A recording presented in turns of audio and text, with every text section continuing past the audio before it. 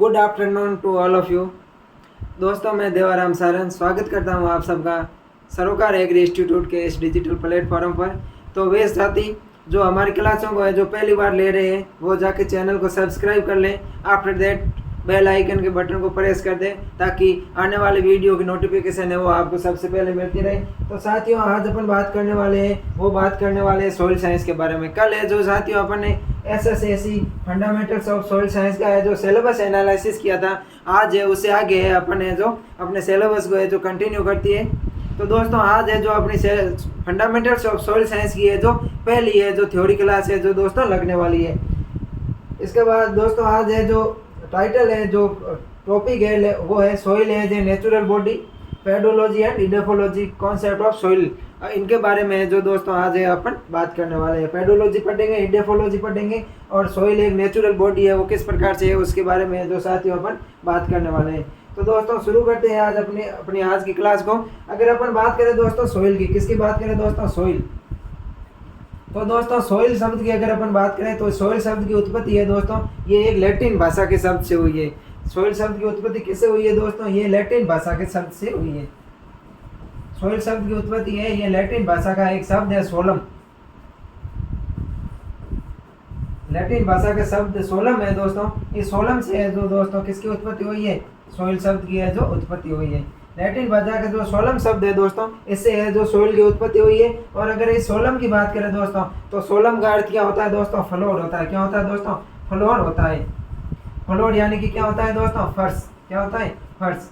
तो अगर अपन बात करें मृदा की या मिट्टी की मृदा क्या होती है दोस्तों? तो मृदा क्या है कि पृथ्वी है, तो पृथ्वी की है जो ऊपरी सतह है दोस्तों वो क्या कहलाती है? मृदा कहलाती है। तो सॉइल शब्द की उत्पत्ति है लैटिन भाषा के शब्द सोलम से हुई है जिसका अर्थ होता है फ्लोर या फर्श। उसके बाद में दोस्तों अपन आगे की बात करें, अगर अब बात करते हैं दोस्तों सॉइल की। किसकी बात कर रहे हैं अपन? सॉइल की बात कर रहे हैं दोस्तों। अगर अपन सॉइल की फुल फॉर्म की बात करें दोस्तों तो सॉइल में जो एस होता है इसका मतलब होता है दोस्तों सोल। क्या होता है दोस्तों? इसका मतलब होता है सोल। सोल यानी क्या होता है दोस्तों? आत्मा होता है। क्या होता है? आत्मा। इस ओ का मतलब होता है ऑफ। क्या होता है दोस्तों? ऑफ होता है। इस आई का मतलब होता है दोस्तों इन्फिनिटी। क्या होता है दोस्तों? इन्फिनिटी होता है। इन्फिनिटी। इन्फिनिटी का मतलब होता है दोस्तों अनंत। क्या होता है? अनंत। उसके बाद में बात करें दोस्तों एल का मतलब बात करें तो एल का फुल फॉर्म होता है लाइफ। तो दोस्तों अगर आपको लाइफ यानी जीवन, अपन आपको कोई है जो पूछे कि आप है जो BSc ऑनर्स के स्टूडेंट हो, आप बताओ कि जो सॉइल साइंस है सॉइल में जो सॉइल का है जो फुल फॉर्म क्या है, तो दोस्तों आपको बताना है एस यानी सोल, ओ यानी ऑफ, आई यानी इन्फिनिटी यानी अनंत और एल यानी लाइफ। ये है दोस्तों सॉइल के फुल फॉर्म में। अब बात करते हैं दोस्तों अपने आगे की क्लास को। आगे आता है दोस्तों कि अपना जो फर्स्ट लेक्चर है इसके बारे में है जो आज अपन ने बात करेंगे। वो अपन ने जो नॉर्मल जानकारी ले ली कि सॉइल क्या होती है दोस्तों।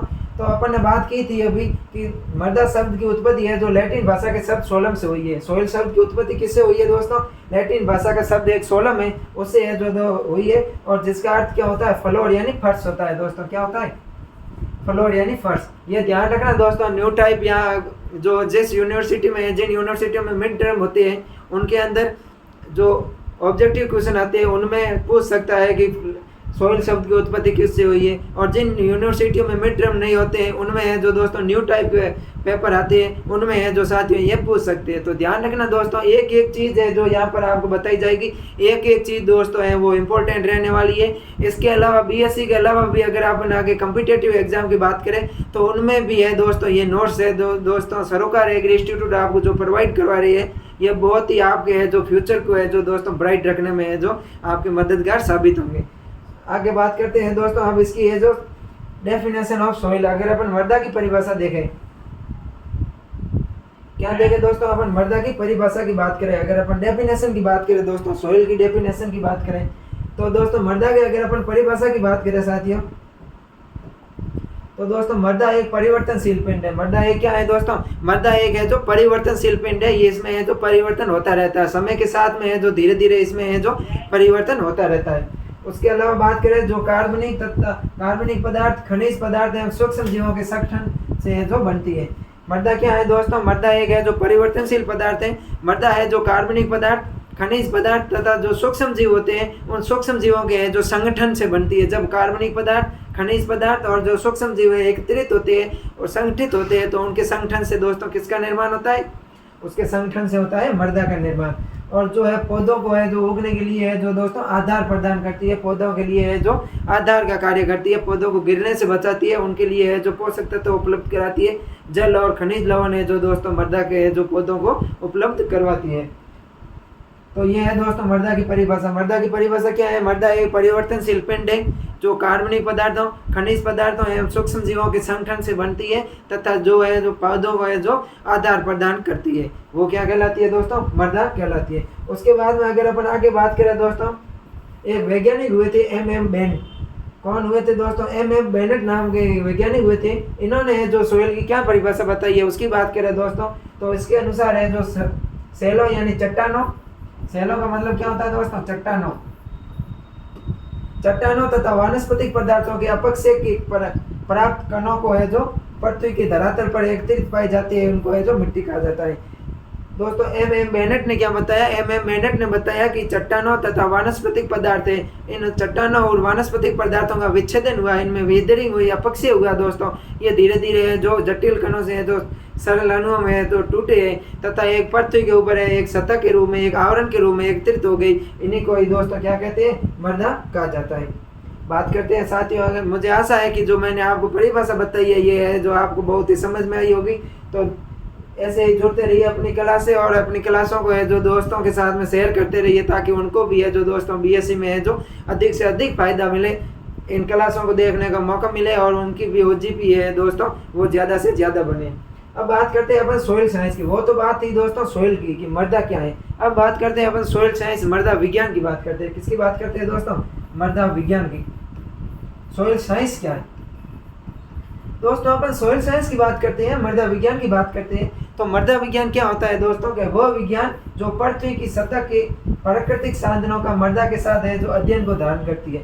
कौन से विज्ञान? वह विज्ञान जो पृथ्वी की सतह के साथ मृदा का है जो अध्ययन को है जो धारण करती है या धारित करती है उसको क्या कहते हैं दोस्तों? सोइल साइंस कहते हैं। इसके अंदर कहते हैं दोस्तों पेडोलॉजी आता है। अपन ने बात की है पेडोलॉजी, तो दोस्तों पेडोलॉजी क्या होता है? पेडोलॉजी में मृदा की उत्पत्ति, मृदा का वर्गीकरण या मृदा का मापन का है जो अध्ययन किसमें किया जाता है दोस्तों? पेडोलॉजी में किया जाता है। और उसके साथ में है जो मृदा के भौतिक, रासायनिक और जैविक गुणों का है जो फसल उत्पादन के लिए है जो उनके प्रबंधन का संबंध भी है जो किसमें बताया जाता है दोस्तों? सोइल साइंस में बताया गया है। तो सोइल साइंस की परिभाषा अपन क्या लिख सकते हैं दोस्तों?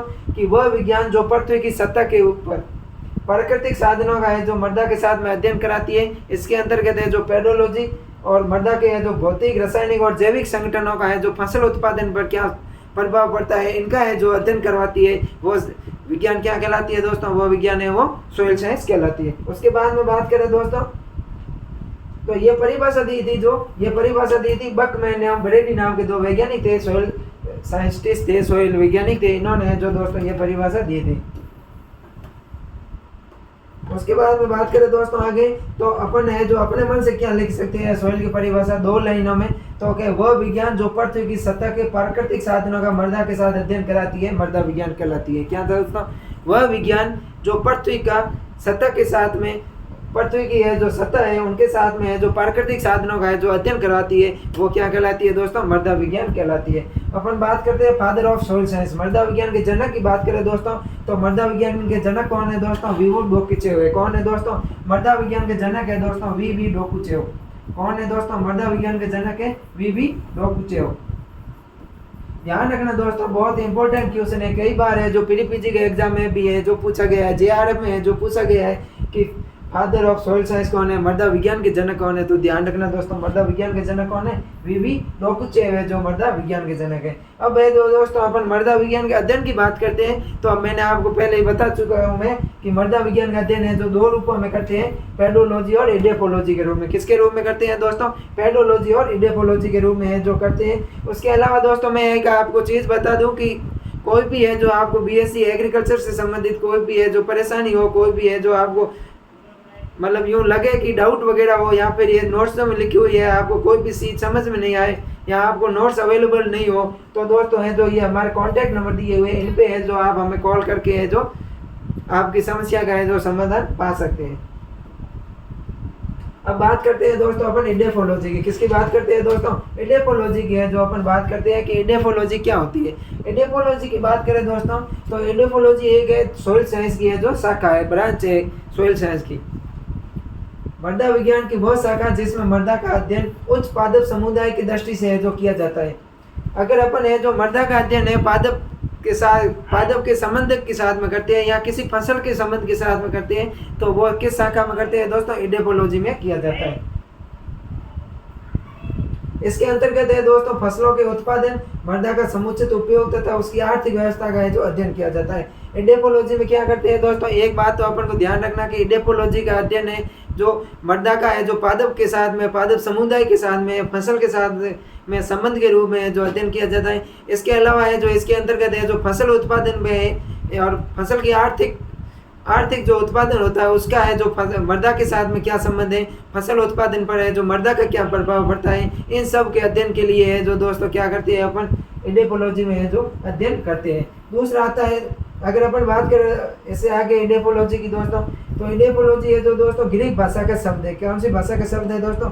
इडेफोलॉजी है जो ग्रीक भाषा का शब्द है। वैसे ही आपको है जो बताया होगा कि जिसके पीछे लॉजी शब्द लगे वो ग्रीक भाषा का शब्द होता है और जिसके पीछे कल्चर शब्द है वो लैटिन भाषा का शब्द होता है। इनमें भी एक अपवाद होता है दोस्तों, पोमोलॉजी है वो लैटिन और ग्रीक का है। और अपन बात करें इडेफोलॉजी तो इडेफोलॉजी है दोस्तों ग्रीक भाषा का शब्द है। कौन सी भाषा का शब्द है?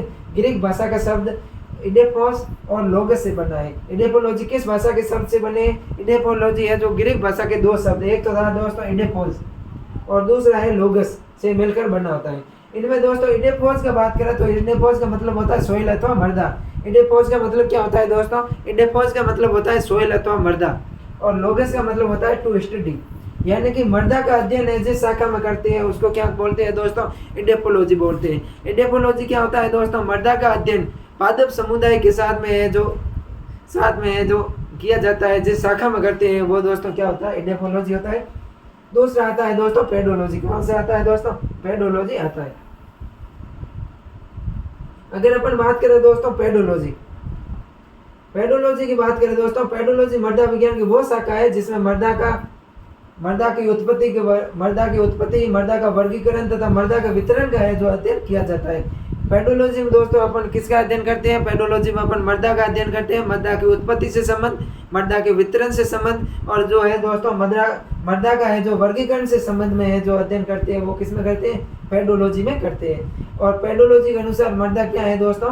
प्राकृतिक पिंड है।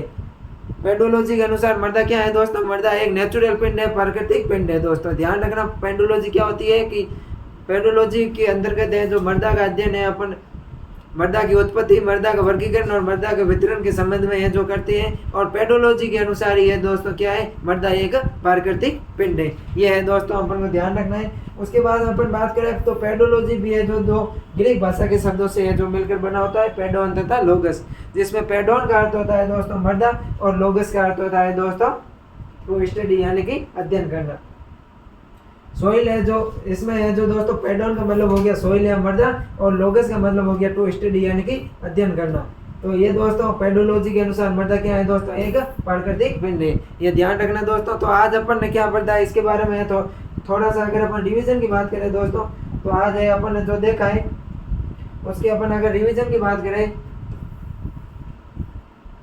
सबसे पहले तो अपन है दोस्तों इसमें है जो मृदा क्या होती है, मृदा के बारे में है जो देखा। तो मृदा क्या है दोस्तों? मृदा शब्द की उत्पत्ति है जो लैटिन भाषा के शब्द सोलम से हुई है और जिसका अर्थ होता है फ्लोर या फर्श। उसके बाद में है दोस्तों अपन ने मृदा की है जो परिभाषा देखी। मृदा क्या होती है दोस्तों?